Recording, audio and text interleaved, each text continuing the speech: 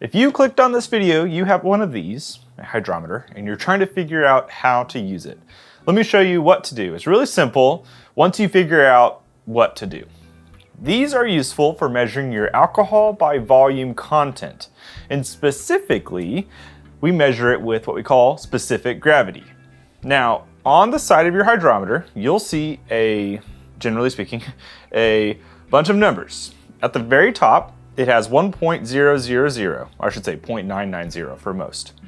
And then it goes up, 1.000. From there, you see a 10, a 20, 30, 40, 50, 60, so on and so forth. Then it gets to 1.100, and then a 10, 20. So at the 1.100, when you hit 10, that would mean 1.110, and then 1.120. You need to know how to view this because you're going to use those numbers to help you figure out your alcohol by volume. Depending on your hydrometer, you might have some other numbers on here. For example, this will also tell you your alcohol percentage if you just look at the side of it. At least mine does.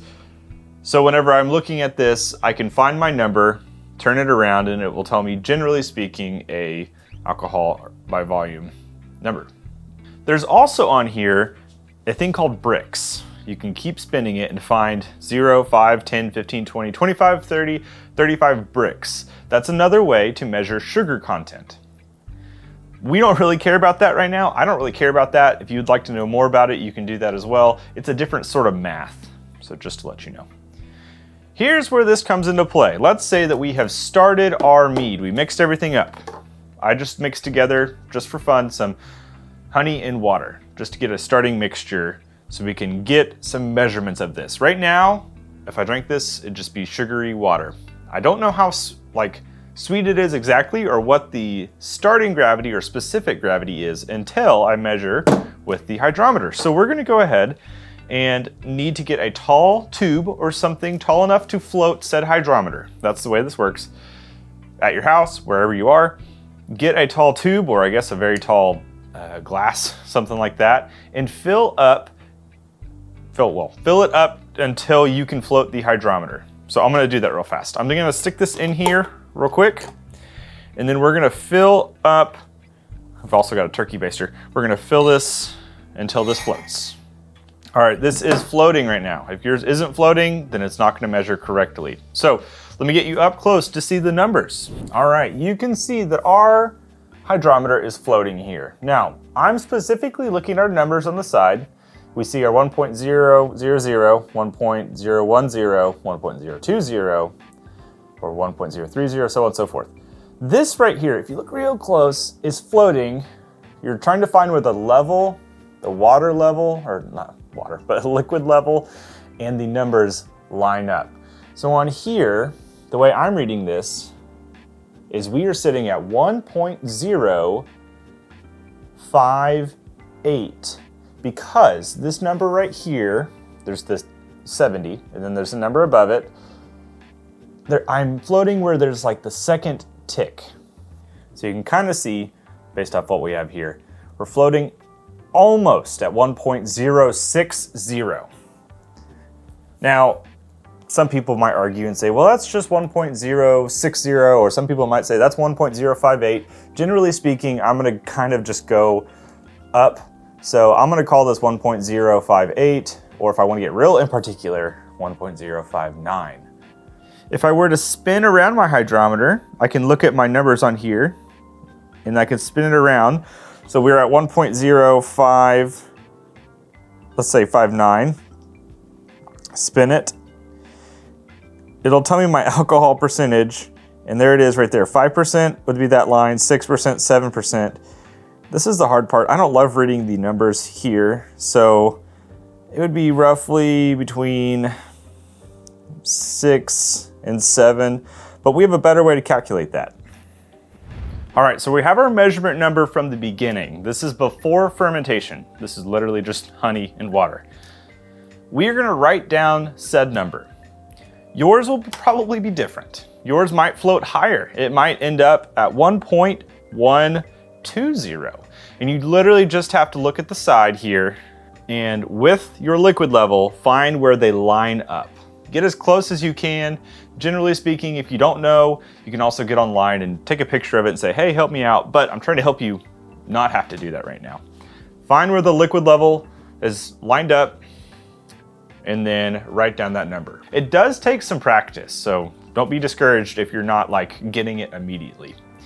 That's our starting gravity. This is the specific gravity is what we just measured. This is the starting gravity, pre-fermentation. After fermentation, that number is gonna change. So I've got an example here. This is a mead that has already been through fermentation. So your number will not always be 1.000, but more often than not, when you're making mead and you're using strong yeast, you're probably gonna end somewhere in that range. So let's get a new gravity reading of this one. So we're floating our hydrometer again. Let's get up close and see what this new number is. All right, so here's after fermentation, an example of after fermentation. You'll notice that this liquid level line is pretty much floating right at 1.000. And I could say that because this number, or that bottom line right there, is the 000 marker. Maybe you can see it a little better like that. It might even be a little bit less than that. It might be sitting 0.998, because right here, see if I can flip it, right here, there's a little marker, and that marker would be 0.998. That's because each one of those little slashes on the side here, each one of those slashes is 0.2, or 0.002, I should say. So this might be 0.998 more than likely, which is less than 1.000. So we have a beginning number. Let's say, for example, we started at 1.058, the starting of this sugar content that I've made. After fermentation, it ended at 1.000. With these two numbers, we can throw them into a calculator, or an alcohol by volume calculator. I'll put a link to one below, and that can tell you what ABV your brew is. So you could either do that, you could throw it into the calculator, or you could use this equation on screen if you want to do the real math without the calculator. So I'll put up some other examples for you of like different numbers.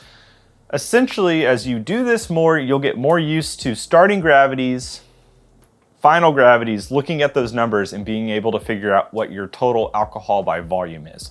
Is there a chance those numbers are kind of stretched? Yes, but you're probably going to be within 0.5 to 0.25% ABV roughly. So use the equation or use a calculator between those two numbers. Do you have to know the alcohol content of your mead? Absolutely not. But more than likely you want to know what it is because it's just helpful. It's helpful to know for repeatability, for one, but two, whenever you give this to your friend and they say, hey, how strong is this? It's a little bit sketchy when you go, I don't know.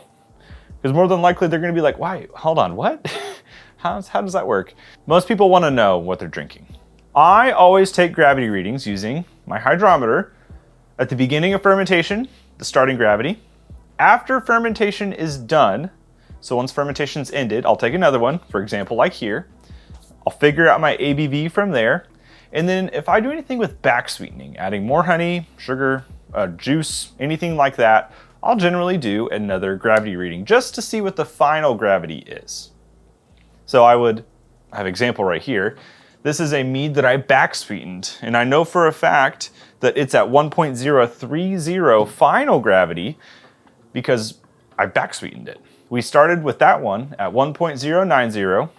We fermented until 1.000, and then I back sweetened it. And those numbers are just to help you, generally speaking. Again, you don't have to have those numbers, but it's helpful. Part of this is just practice. You have to literally practice with a hydrometer. I highly recommend to get yourself a graduated cylinder or something tall to float the hydrometer in. This is a smaller tube. Sometimes they have a larger one and you have to fill up a lot of it in order to get the mead to float. I didn't love that, and so I kind of switched over. I've actually got it right here. This thing's a whole lot larger, as you can see, than this one, and it took a whole lot more mead to fill up for it to be able to float. So I like the smaller one. If you want to get a giant one, that's fine too. It's a graduated cylinder, something like that. So I hope this has helped. I actually want to give away a hydrometer in this video. So the way I'm doing this, in the comment section, I want you to comment below the first mead you ever made, if you remember it, or the first mead you're going to make, you need to make sure you're subscribed to the channel. So make sure to hit subscribe. Comment below, and I will pick a random comment within the first week that this is posted. The hydrometer I'm giving away is pretty stinking cool. Lots of hydrometers are made of glass, like a really brittle glass. So if you throw them or drop them or do something, they break. This is a Herculometer, this is the one I'm giving away here. This thing is made of some sort of plastic, and it's made to not break. It's literally made to survive the fall that you're inevitably gonna have. I broke probably 3 or 4 glass hydrometers before getting this thing, and I have not ever broken this thing. And I could throw it across the room and it would survive. So I'm gonna give this one away. I promise you it has not been thrown, unless you were gonna throw it, of course. Comment below what you're gonna make for your first brew or what you made for your first brew. Make sure and subscribe, and I hope this has helped. Leave your questions, comments below, and I'll see you in the future with another video. Cheers.